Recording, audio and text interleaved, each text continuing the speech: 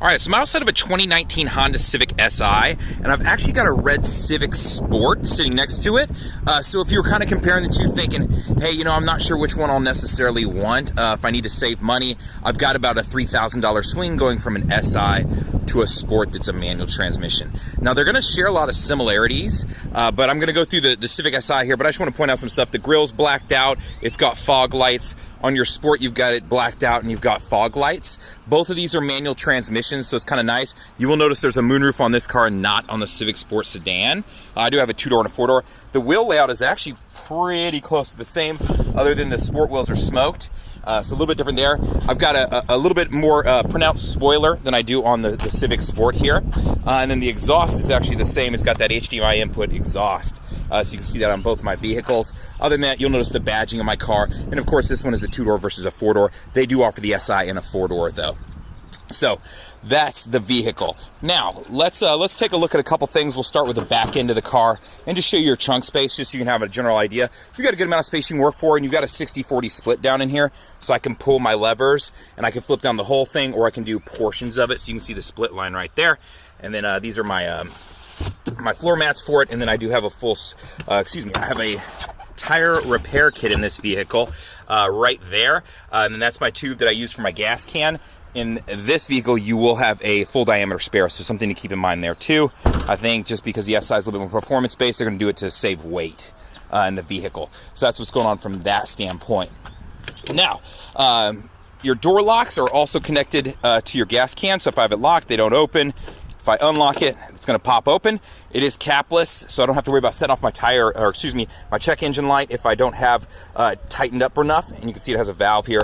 So if you ran out of gas and you needed to use a gas can, that's what that funnel was that I showed you a second ago. Now, hopping into the car, let's hop on in and show you a couple different things. The first thing I like about this vehicle is that they do something nice with the interior.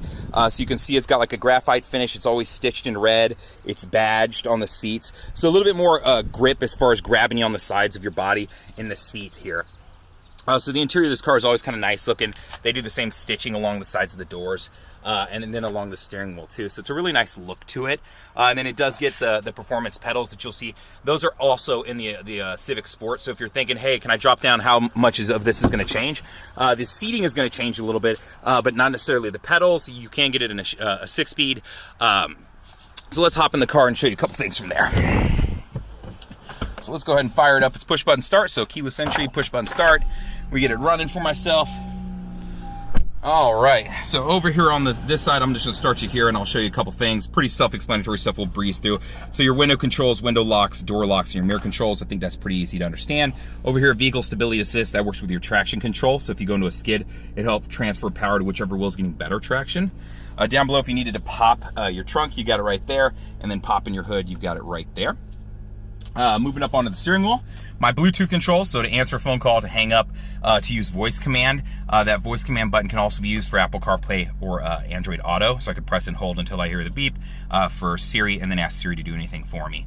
Now the I button up here is actually going to toggle through some different screens you're going to see up here. So whether I want my maintenance indicators, you know, things like that, I want to breeze on through and get my audio, whatever I have pulled up. Right now I've turned off, so let me click it on so you can see. Perfect, I've got XM satellite radio going with a hip hop station. Moving over, you can get to your Bluetooth, switch to kilometers an hour or miles per hour. If you want torque management stuff and a little bit more as far as following up on the performance of the car, that's where this car differs from like the Civic Sport, because you're going to get some of these additional things as far as, you know, watching your turbo and seeing what kind of torque you got going on there, and just different options, you know, as far as knowing when to shift and different things. So a little bit more performance based and a little bit more how should I say this? A little bit more metrics as far as keeping an eye on your car and knowing when you can shift and different things you can do with this vehicle. So kind of nice in that sense that you get a little bit more out of it. So that's what's going on there. So that's what's different from the menu screen. Now moving over to the right side, you're just going to have your classic cruise control set up here. So if cruise main is on, you'll see it pop up there. You see a little box for it, and then you can set, cancel, resume. Moving over to my other Civic, you'll have Honda sensing, so you'll have adaptive cruise control, lane keep assist, some other additional safety features. Now moving over to the left side, you do have auto on-off headlights, and you have fog lights. I was showing you those from the outside. So that's what's going on from this side, and then your windshield wiper controls are on the right. So pretty classic setup as far as that goes, other than the menu screen where you can see some different things going on. Moving over to your touchscreen, point out a couple things here real quick. Audio-wise, let's just breeze through your options and show you what you got. You've got FM, you've got AM, you've got Sirius XM satellite radio. You have USBs that you can plug into. So you can see one of them down there. I have it flipped open, and it runs to a wire that runs up here through this hole. So you have that available to you, and then you have a secondary USB down in here. So that way, if I want to plug in like a thumb drive, I can absolutely do that. This is set up to where I can plug my phone in. I don't have wires dangling all over the place. And then I could set my phone on this rubber pad right here. I do have iPod capability, Bluetooth, Pandora, and then as far as mirroring the car. Now info. This is just going to give me general tripometer information, or I can pull up a clock and wallpaper. So it's kind of cool. The clock and wallpaper, if I want to customize my car, I can put an image back here if I want, and you would just go to settings. And then from there, it'll walk you through the prompts, clock and wallpaper type. And then I could go to next. And then from here, it'll let me, first I'm going to turn off the clock, and then maybe I want to go to wallpaper. I can pick one of the ones they have, or I could add one, add new. I would just have to have my USB plugged in with a PNG or a JPEG file. So that's how that works. Honda Link is set up to where to give you maintenance reminders, recall notices, depending on the vehicle. So if you're not just looking at this one, but other vehicles on my lot, you can pull up HondaLink.com, and some of the vehicles are going to have the option to be able to lock the doors from your phone, be able to start the car from your phone, so some different things are available. You can check every car, every trim level on HondaLink.com, so just keep that in mind. But for most of my cars, it's just going to give you access to maintenance reminders, recall notices, and then it's also one of the safety features. So if the airbags deploy, Honda will try to call me through the car. If I don't answer, they can call 911, and then they'll be able to GPS locate me to send somebody out to me in case I get knocked unconscious or something of that nature. Bluetooth, just be able to connect up your phone. To do so, you just press this, and it'll start the prompts if you've never added a phone. If you were adding a secondary phone to your car, you could go down to settings here, and then we're going to go to Bluetooth and Wi-Fi. From this standpoint, I want to move to the device list, because I want to add something to that list, and then hit add. And then I could add like a second phone. So you can see there's an iPhone there. I could add a third or a fourth, or, I've got some options here. So that's what's going on from that standpoint. Smartphone connection, that's Apple CarPlay and Android Auto. If you're an Android-based user, download the Android Auto app and then plug into the USB down here. If you're an iPhone user, you don't need to download an app. You'll just need to plug in your phone, and it'll work from there. So pretty easy to understand a lot of that stuff. Now moving over to vehicle. Under my settings, this is where a lot of the different stuff as far as tire pressure monitoring, keyless access entry, lighting, door and window. If you want to change any of those setups as far as like, hey, right now my doors are set to where when I hit 10 miles an hour, they automatically lock. If I want to change that and turn it off, I could. When I'm getting out of my car, when I open my driver's side door, it then opens the remaining doors.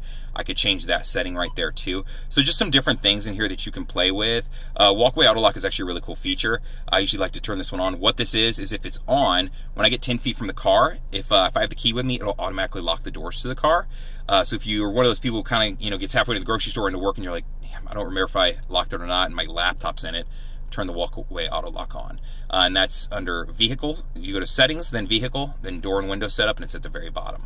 So easy to get to. So just some different functions there. My climate control and stuff like that, I can pull up on the screen here and play through it, but I can also use all the buttons to control it too. Over here, my shifter, so pretty self-explanatory setup. It shows you right on top what you're doing. Brake hold is set up to where if I'm in stop and go traffic, this is actually kind of a nice feature. It'll hold the brake for me. However, you do have to have your seatbelt on, so let me throw a seatbelt on here so I can show you how this works. It's pretty cool.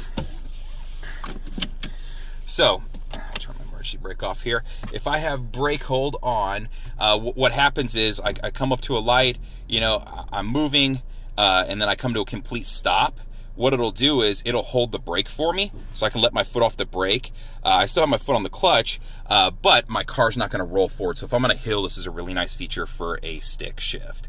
So it'll just hold the car, and then when I want to take off again, gas it up, it'll release the brake, and I can move forward some more again. So that's how this function works. Really cool, really helpful. If you're not the most experienced manual transmission driver, this is going to save your life if you're on a hill. Parking brake is electronic. So first let's do this. Let's throw it in reverse so you can see the backup camera. So that pops up. I've got 3 different views: wide angle, normal, and one aimed straight down. So if I'm backing up to another car, garage, or anything like that, a bush, whatever it is, I can back up the correct way. Right? And then once I have my car where I need it to be, to use the parking brake, just put my foot down on the brake, lift up on the trigger, LED comes on and lets me know the park is now on. And then you'll see the brake over here in the corner letting you know it's on too. So that's just electronic is all. Lift up to set it, to release it, press down, LED comes off, and you can feel it move under your foot too, the brake pedal. and you can hear it if you're not talking. There is a sport mode you can engage. It'll rev at a higher RPM, give you a little bit more get up and go. So it's just kind of nice to be able to take advantage of that in this car, because it is a performance-based car, and a lot of people buy it because they want to go out and have fun with this. As far as the rest of the remainder of the interior, you've got the graphite finish. You saw the red stitching. I've got tweeters there. I've got speakers down in there. I've got speakers in the very back. The difference between the two-door and the four-door is really just the slope in the back. If you want that additional space and you're okay with the outside look, some people want that little bit more sleek look to the two-door. But a question I always get from people, and something I don't regularly do, but I will do it in this car, is I don't usually pop open the hood. Let's do that so that you can see what's under there, because you do have 205 horsepower in this car versus, 150, 160 roughly in your standard Civic. So let's pop it open here so you can see what's going on. I've got Earth Dreams Technology turboed engine right here. So you're looking at turbo 2 engine. As far as accessing your battery, it's nice and easy. It's sitting up top. Your fuse box is sitting right over here. My air box is right here. So a lot of this stuff is easy to get to. So it's not packed so tight that I can't get in there and get to stuff that I need to. So just so you can see what's under the hood. Now I've still got a little bit of space back there too, so if you were going to add some mods or anything like that, you've got some space to work from. So that's just kind of nice. Window sticker, I'll just touch on it real quick so you can see 205 horsepower, your 6-speed turbo, direct injection, 4-wheel disc brakes. In case any of this stuff is important, you can always pause and be able to see the specs and hold on to them. So just make life a little bit easier for you. And then your fuel economy is right here. And I'll jump over to that Civic Sport because we were talking about that earlier. So you can see 158 here. So you've got good 40, 50 extra horsepower under the hood if you're going from a Civic Sport sedan over to the Civic SI.